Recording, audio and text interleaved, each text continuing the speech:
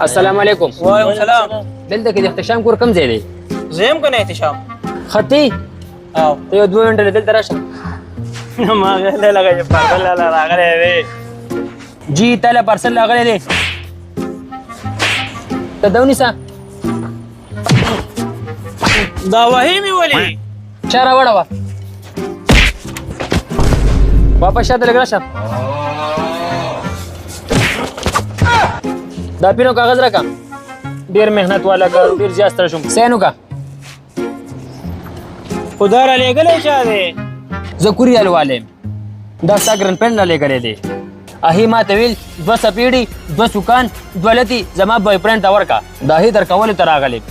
اوس را د دوه دلته د اسد کور کم ځای دی. د اسد کور؟ هغه مخامخ دی نه هغه مخامخ.